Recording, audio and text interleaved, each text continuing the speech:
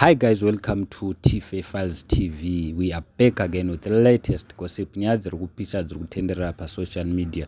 Holy 10 abvisa mafeature ake ese pa YouTube. Vanhu vese vakafeature pa YouTube. Vanhu vakaita sana Michael Max zvichiendera mberi vabiswa adelete ngosiya mukadzi wake chete Kimberly. Pane yakuti I'm too scared asi Max anyora kuti chero mukabvisa ma names asi audio haibude, ndo zvataurwa na Michael Max because azviona kuti Holy 10 anga achibisa mafeature vanhu vaakafeature na Michael Max. Pane mangoma dzakaimba na Holy 10 achiri Bundu Boys achiri kusama nyanga sounds.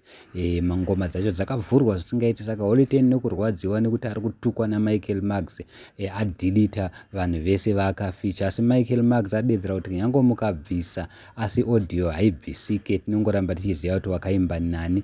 Munhu angosiwa chete aina Holy 10, Holy 10 angosiya aine mukadzi wake Kimberly. Iye ngoma yekuti I'm too scared mukundo paangosiya pakanyorwa kunzi Holy 10 featuring Kimberly. So andizi guys munoti kudi, asi nyaya yeBundu Boys iri kutonetsa ende Michael Max ane ngoma itsva iri kubuda nhasi na 10 yakanyorwa kunzi hondo mupfungwa. Munongoziva mega Michael Max pamadhisi ari kuuya zvisingaite, haasi kudzora tsvimbo, ari kudedzera kuti zvavakandipromisa. Hatizivi kuti vanhu ava vakatembesana chii, vanga vakapromisana chii, because vamwe vanhu vari kudedzera kuti Holy 10 akamudzingira kuti sei akarasa mari on stage.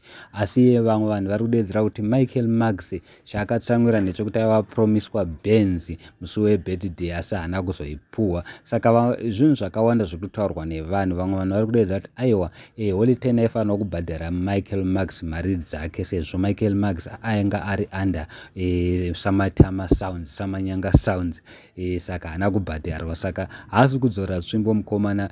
Mutase ngoma yake na 11 iri kudedzera kuti hondo mupfungwa. Ndizi guys, please comment down below kuti mutudze kuti Holy 10 achapindura here apa, anobudirira here apa, because Max ari kuuya zvisingaiti.